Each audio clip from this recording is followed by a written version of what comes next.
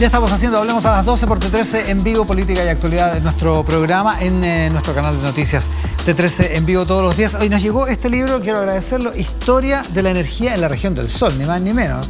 Es una compilación de artículos que hablan sobre las ventajas comparativas que tiene la región de Antofagasta y todo el norte de nuestro país en rigor, para desarrollar energías limpias, energías que pueden sustentar el crecimiento de todo nuestro país. El compilador es Carlos Arenas Coronil, que trabaja en la energía, en la regulación y en el gobierno desde hace muchos años. Así que agradecemos Historia de la energía en la región del Sol que nos ha llegado. Y estamos con nuestro invitado de hoy, experto en comunicación estratégica, exdirector de la SECOM, ex asesor en el gobierno, en los gobiernos de la concertación de la nueva mayoría y en el gobierno de Boric, que no tuvo nombre en la alianza. No tenemos cómo hacer. Juan Carvajal, ¿cómo estás, Juan? Bien, muchas gracias. Muchas gracias por la invitación. Ahora que lo estaba mencionando, me caché que no tenía nombre ese gobierno. No era el gobierno de la nueva mayoría, no era la concertación, era el gobierno de Boric. Así es. A ver, partamos por lo primero, que es lo último, lo de la ministra de Ciencia. A ver, ¿qué te parece como incidente y qué te parece el tratamiento que le está dando el gobierno y la oposición al respecto? Primero, me parece un hecho lamentable, inaceptable. Yo creo que en democracia no hay espacio, digamos, para justificar ningún acto de violencia. Están abiertas todas las condiciones como para discutir, para plantear demandas, para exigir mayor participación, pero existen los canales para eso. Así que yo creo que solo vale una condena total y absoluta para un hecho de esa naturaleza. Ahora, dicho eso, el gobierno, hablemos desde la comunicación, ¿no? El gobierno llama a la ministra de vuelta a Santiago, la ministra viaja, llega en la noche, tarde en la noche con sentido de urgencia, porque eso es lo que implica una reunión como fuera de hora, ¿no? En horas extras, por decirlo así, si es que existe eso en un gobierno, y monta esta comparecencia del presidente acompañado de varias mujeres del gabinete. ¿Qué te parece esa puesta en escena, dicho en el mejor sentido de la palabra, digamos? Bueno, partamos por lo que tú mismo insinúas. Es un diseño comunicacional y político que se propone poner en el primer lugar de la atención ciudadana no solo el hecho, sino que algunas derivadas de eso, porque no es menor que hayan estado solo ministras mujeres, que se haya tratado de asociar esto a un ataque a la mujer y no en este caso específico. Y creo que, claro, las condiciones se le crearon al gobierno totales como para hacer de esto lo que correspondía, digamos. Y además que creo que corresponde, es justo que se establezca un total rechazo ciudadano frente a hechos de esta naturaleza. No, o sea, hizo en otras palabras, el gobierno hizo lo que le correspondía hacer. El gobierno hizo lo que le correspondía con el, entre comillas, regalo que le hicieron desde el punto de vista de la oportunidad. Por ¿no? Supuesto. Ahora, porque también corresponde hacer escándalo, ¿no? Porque he escuchado algunas voces esta mañana que dicen, oye, esto es como si hubiera caído la moneda. Pero corresponde un escándalo. Por supuesto, ¿no? O sea, además es un gobierno que ha estado atacado, digamos, por distintos flancos por errores no forzados. Entonces esta claramente era una situación que ameritaba que se le destacara como correspondía. Ahora sí, una reflexión un poquito al margen, pero que creo que es importante. Creo que también situaciones como esta llaman a la reflexión de cómo los gobiernos, no solo sino que los gobiernos deben preocuparse de que las políticas que se desarrollan, la gestión que se hace, no afecten sustantivamente o en términos reales, digamos, a sectores que tienen menores ingresos, que tienen planes, como en este caso pueden ser algunos estudiantes de la universidad que tenían planificado su magíster y otras cosas. Creo que la tarea de gobernar para el país obliga a tener muy presente qué hacemos, cómo lo hacemos y qué efectos tiene lo que hacemos. O sea, sin entrar en ninguna clase de justificación, estamos claros con eso. Aquí habría un problema en el origen, que es lo que genera en la crispación estudiantil. ¿Tú crees que hay una causalidad entre el anuncio de la ministra de cortar los posgrados al extranjero y el enervamiento que se observa ayer? Bueno, la imagen que observamos me indica eso, porque habían estudiantes que tenían carteles que demandaban solución a esos problemas, y me imagino que hubo un grupo, y espero que sea muy reducido, que optó por un acto de violencia en vez de agotar todos los mecanismos de discusión, de demanda, de hacer saber un problema. Más aún creo que es muy inmerecido. Sí, y además es muy inmerecido porque creo que esta ministra no está relacionada, que yo sepa, con ningún partido.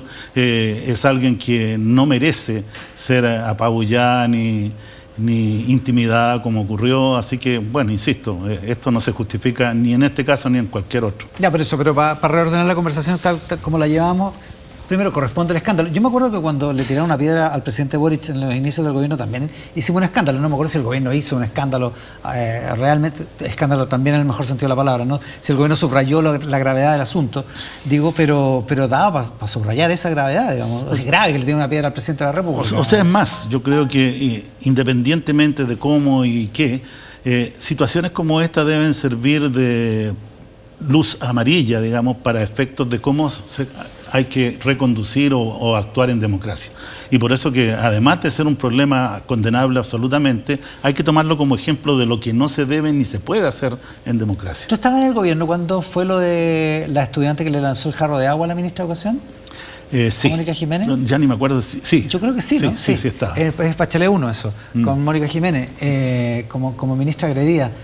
¿Cuál fue la reacción del gobierno? ¿Cuál fue la reflexión de ustedes en ese momento? Bueno, la gravedad que tiene de dañar a una primera magistratura, que indudablemente eso debilita la imagen de un presidente o de una alta autoridad. Y hicimos todo lo posible en ese tiempo para tratar de hecho se transformó en un hecho simbólico, tanto de estudio como de tener presente cómo hay que resguardar, digamos, cuando una autoridad está en determinados lugares para que no pasen situaciones como esta. Porque a lo mejor resulta exagerado, y particularmente porque han pasado muchos años, pero ¿no está bien que nos riamos o que consideremos como anecdótico que le tiren un jarro de agua a una ministra, no? Por supuesto que no. Es algo que, como insisto, o sea, la autoridad tiene un aura que creo que es necesario respetar, porque de eso depende que se realicen políticas públicas, que se hagan cambios necesarios, que la palabra tenga un efecto y sea también respetada como tal. Cuando se afecta a eso, se está afectando la credibilidad de un personaje, digamos, la imagen de un personaje. Ahora, desde el punto de vista comunicacional, para seguir en el lado del gobierno, ya iremos a la oposición, el gobierno aprovecha esto y lo sitúa como una cuestión muy femenina, que es un déficit que tiene el gobierno, digamos. Ahí se aprovecha también una oportunidad. Bueno, lo que pasa es que ha coincidido, digamos, estas primeras semanas de gobierno con algunos errores que afectan principalmente a ministras mujeres. Yo creo que en este caso no hay relación entre una cosa y otra, pero bueno, la comunicación es así, las puestas en escena también son así y nada más que decir sobre eso. Y desde ese punto de vista, las palabras del presidente, lo que han dicho los ministros hoy, habló esta mañana la ministra portavoz también, ¿te parece que van en el sentido correcto? ¿Lo han hecho bien, en tu opinión? Yo creo que el límite está precisamente en lo que estamos hablando.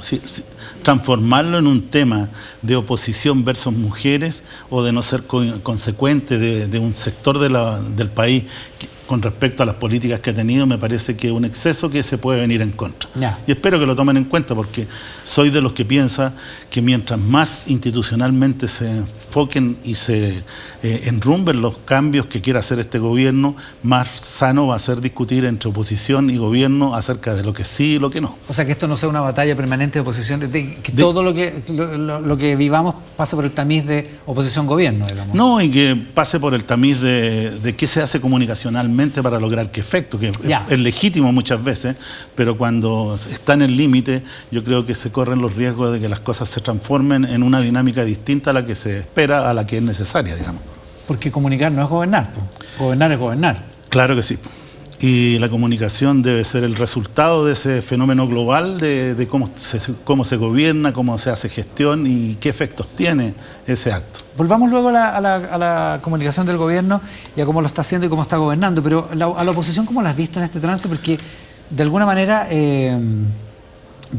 probablemente varios de la oposición se sientan incómodos con lo que ocurrió, digamos. Es bien curioso esto que preguntas tú, porque si uno ve las encuestas, de partida ha habido un muy acelerado proceso de desgaste y de descrédito de parte del gobierno y de la autoridad en 2 semanas, prácticamente 2 semanas y media. A mí me pidieron algunas minutas cuando estaba terminando el gobierno de Boric, que yo realicé no solo para el gobierno, sino que también para fuerzas políticas. ¿Ya? Y mi recomendación era, como este gobierno que asumía venía con un relato que se ajustaba y se sostenía, digamos, sobre la base de que el país se caía a pedazos, de que habían situaciones era necesario un gobierno de emergencia y todo lo demás, era previsible que lo que iba a ocurrir en los primeros tiempos, cada cosa que pasara iba a ser a cuenta del gobierno que se fue y no del gobierno que había llegado. Claro. Y por lo tanto mi recomendación era con mucha claridad de no meterse en discusiones políticas propiamente tal con respecto a acciones de gobierno, por lo menos en unos 60 días. Y que se dejara que este gobierno avanzara y cuando aparecieran los problemas reales se discutieran. Porque si no, todo se convierte en una cuestión de, perdón, pero esto es culpa de ustedes, digamos. Eso uno, y segundo, que al final qué es lo que es verdad y qué es lo que es mentira termina todo en discusión. Como lo de la caja fiscal, digamos. Pero, para mi sorpresa, y creo que para la sorpresa de todos, en 2 semanas esto había estallado por errores propios del gobierno. Y la dinámica política se desarrolló mucho antes y ya estamos en el medio de eso. Ya. Y esta misma conversación que tenemos justamente está cruzada por qué es lo que se hace, cómo se hace, si es conveniente o no. ¿Y eso lo tendríamos si no hubiera sido por lo de las bencinas? Bueno, ese es el tema principal, sin duda. Qué bueno que me lo tocas, porque rara vez cuando a uno lo invitan a hablar de comunicación se incorpora el tema de las bencinas o los temas de gestión. Para mí, la comunicación estratégica es aquella que surge de los temas que globalmente se abordan. Al momento de decidir, claro, comunicar no es gobernar, gobernar es gobernar. Al momento de decidir, o que se tuvo que decidir por un conflicto internacional que ya todos conocemos, qué pasaba con los precios de la bencina, yo voy a retrotraer lo mismo que dije. Si el país se caía a pedazos y había una gran emergencia, cosa que no era así, no creo, y los datos económicos no lo indican así, esta era una situación que podía agravar un cuadro económico y que por lo tanto era un acto de extrema gravedad y de urgencia. O sea, esta era una emergencia real. Entonces. Era una emergencia real, sí, ¿no? y en las emergencias reales uno tiene que discutir qué se hace, cómo lo hace, qué efectos tiene y cómo enfrentarlo públicamente. Y aquí yo creo que falló todo lo que estamos hablando, porque se dice que siempre estamos en la última alternativa, cuando uno gobierna diciendo no había otra posibilidad, solo se podía hacer esto. Eso es mentira en política, es mentira en comunicación y es mentira en economía. O sea, claramente, inclusive en una emergencia como esta, y lo estamos viendo por lo que está pasando, incluso se podría endeudar un poco más al país si es que se justificaba por no afectar lo que está pasando. Sube la UEF y por lo tanto, como una economía indexada como la que tenemos, suben un montón de cosas más, suben los precios de cuestiones básicas de la canasta básica, como el pan, qué sé yo, las frutas, las verduras, y la vida de la gente común y corriente se encarece. Yo quiero recordarle que me imagino que, fíjese que yo veo poco este dato, pero en Chile las personas que ganan más de 4 millones de pesos son 120 y tantos mil personas. Lo hice por la base de personas que tributan, que declaran impuestos. Claro. Y por lo tanto, son millones los que viven con sueldos muy bajos y a los que una situación como la de la bencina los golpea fuertemente, y más aún todo el resto que trae como consecuencia. Y si ahora me voy un poquito a la situación internacional, a esta altura no se sabe cómo va a terminar lo que está ocurriendo en Irán. Está un poco turbulento.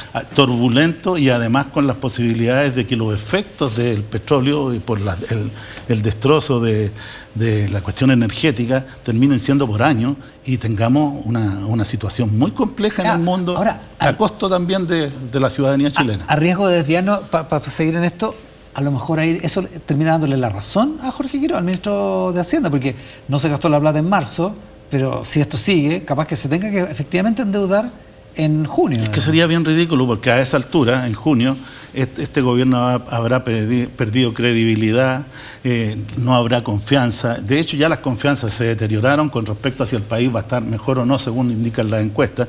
Entonces, ahí es donde está el problema. El día que se decidió el alza de las bencinas, deberían haberse tomado en cuenta todos estos factores que estamos viendo, algunos que a lo mejor no eran tan convenientes, pero que tenían que ver con todo el proceso que se iba a generar, los efectos que se iba a tener y cómo el gobierno, estamos hablando del gobierno, iba a cuidar que lo que quería se empezara a cumplir. Hago un acápite aquí que me parece interesante. He escuchado voces que dicen: nosotros no gobernamos por las encuestas, no nos interesa lo que indican los números. No vinimos a ser populares. Sí. ¿Alguien dijo eso? No conozco ninguna fuerza política incluso aquellas que se dicen no políticas, que no gobiernen pensando en que su fuerza y sus ideas sigan proyectándose en el futuro. Me lo decía uno de nuestros columnistas en Tele 13 Radio el otro día, que alguien en el gobierno, se me olvidó, creo que era el ministro de Hacienda, que decía, el gobierno no viene aquí, no estamos aquí para ganar elecciones.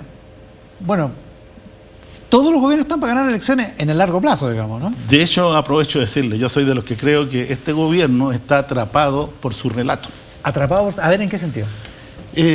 Porque creo que es un gobierno que, primero, le costó mucho remontar en las encuestas, que iban por muchos meses encabezadas por Evelyn Matei, y por lo tanto no era un sector que creyera que iba a ser gobierno, sino que era un sector que quería tener cada vez más influencia, más posiciones de poder que les permitiera llegar en mejores condiciones después.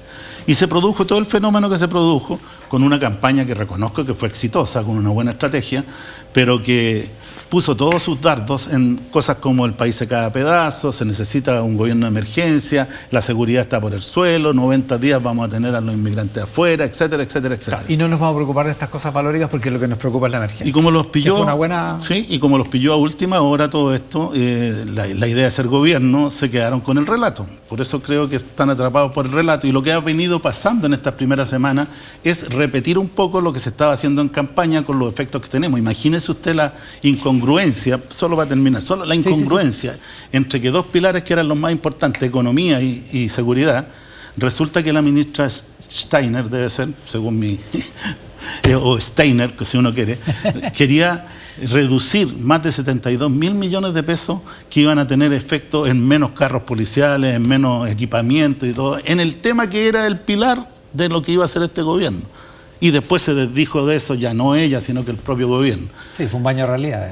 Y bueno, ya hablamos de lo de la benzina, que trajo una serie de consecuencias en un contexto en que se quiere hacer una reforma tributaria que les va a bajar los impuestos a los grandes empresarios. Sobre un supuesto que no está comprobado, ojo, yo no soy economista, pero no está comprobado que los menos impuestos traigan consigo inmediatamente o a corto plazo o mediano plazo mayor inversión. En esa situación hay un cierto consenso de que sí, no que se paga sola la raja de impuestos, pero sí de que efectivamente aumentar la idea, pero la verdad es que comprobaciones empíricas no existen. Bueno, pues que la economía no es una ciencia exacta, los economistas creen que es una ciencia. Bueno, con mayor razón, si no es una ciencia exacta, imagínese la comunicación. Saludo a todos los economistas que están viendo. Juan, volvamos al problema del gobierno atrapado por su relato. ¿En qué momento se deja de hacer... ¿En qué momento se deja el lenguaje, la retórica de la campaña y se cambia por la retórica de gobernar? Hay una transición, no debe ser tan fácil porque llevas 9, 10 meses acostumbrado a una cierta retórica, incluso también es la retórica que te acompaña desde la segunda vuelta hasta el 11 de marzo, digamos. Es mucho tiempo donde estás acostumbrado a hablar de una determinada manera, esto es a mirar los problemas de una determinada manera con unos determinados anteojos. Digamos. Con un ingrediente que nos hemos incorporado. ¿Qué es? Que es un sector de la política chilena que no tiene experiencia de gobierno. Además. Hay dos ministros, el secretario general de la presidencia y el ministro del Interior, que sí la tienen, no sé si de gobierno exactamente, pero sí en la política, con mucho carrete político, pero este es un gobierno que llegó sin tener la experiencia de lo que es un gobierno. Yo quiero decir que en eso tengo harto carrete.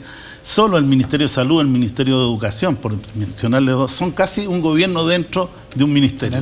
Son enormes, con demandas de todo tipo. Entonces este gobierno todavía yo no creo que haga el ajuste. Y por eso que están cometiendo tantos errores, están cortando cosas y están dando la sensación ciudadana de que lejos de avanzar, se están cortando cosas que estaban funcionando. Ya, pero eso desde el punto de vista de la acción de gobernar. Te lo pregunto desde el punto de vista de la comunicación. ¿Ocurre eso de que vienes de una campaña y cuesta traspasarte a la retórica, al lenguaje, a los anteojos, al punto de vista de gobernar? Está relacionado con el tema que decíamos, si se tiene experiencia de gobierno de parte de un sector, de un conglomerado o no.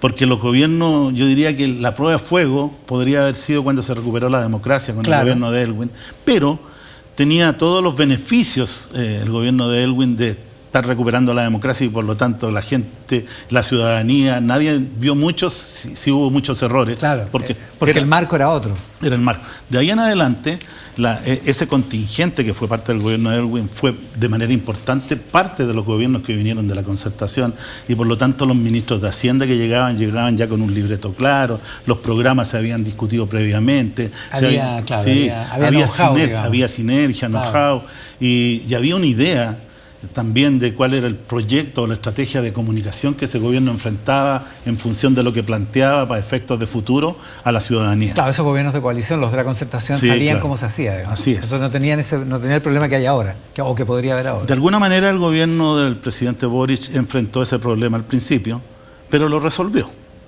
Y lo resolvió, yo diría... Se demoró como un año, pero era razonable. La inexperiencia, digo, de un contingente estar en el gobierno. Pero le resolvió bien, a mi juicio. Hablemos de la comunicación en el gobierno Boric y de la comunicación en el gobierno actual. Estamos con Juan Carvajal, exdirector de la SACOM, experto en comunicación estratégica, en esta edición de Hablemos a las 12, donde conversamos de política y de actualidad por T13 en vivo, nuestro canal de noticias. Pausa y estamos de vuelta.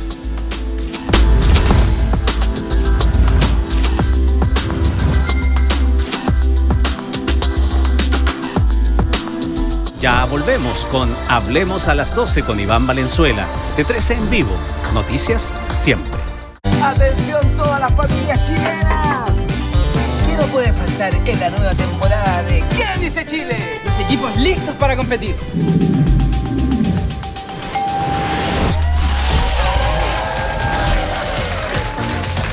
¿Estamos listos con los completos?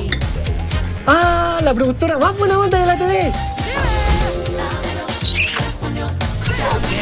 El público prendido para alentar a los equipos. Así mismo, pues. Muchos premios para regalar. El rubio natural. El sol del 13.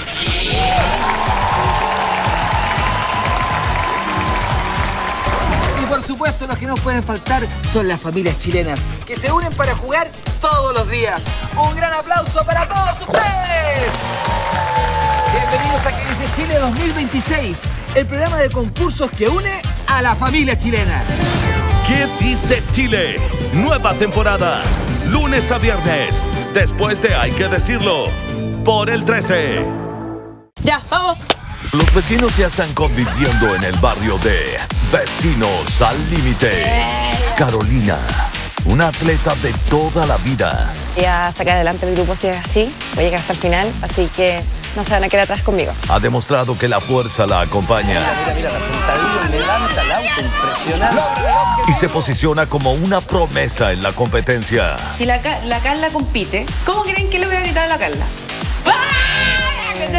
Pero no es como, mira, si te va bien. Conoce a este y otros vecinos en Vecinos al Límite, un reality basado en hechos reales. Lunes a viernes, después de Tele 13 Central, por el 13, 13 Go y 13.cl. La manera en que nos informamos cambió. Presentamos T13 Plus, la app de noticias del 13 pionera en información personalizada. Sí, tú eliges las noticias que quieres ver según tus intereses. Donde, cuando quieras, desde tu celular, tablet o Android TV. Busca la información que necesites en nuestra nueva plataforma a través de un agente virtual. Y entérate de manera rápida y confiable y con el respaldo de Tele 13.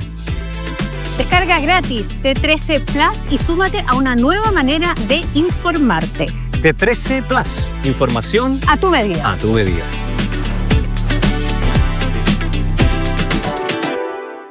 Sigue con Hablemos a las 12 con Iván Valenzuela. T13 en vivo. Noticias siempre.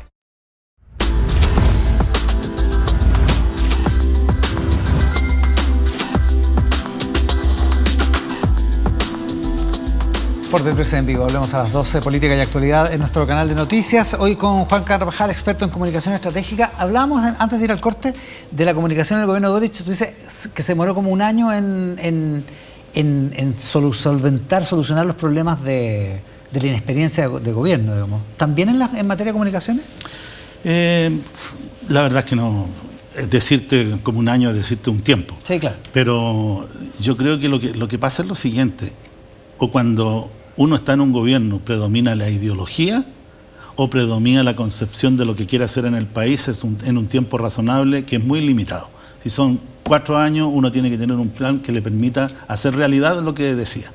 El problema para mí principal de este gobierno, el actual, es que es ideología pura. Entonces les cuesta mucho entrar al terreno de lo que es posible, de qué sí, qué efectos tiene, cómo gobernamos, cómo ganamos mayoría. A darle una dimensión práctica o pragmática. Así es, que poder gobernar con el país, digamos, hacia el país y por el país.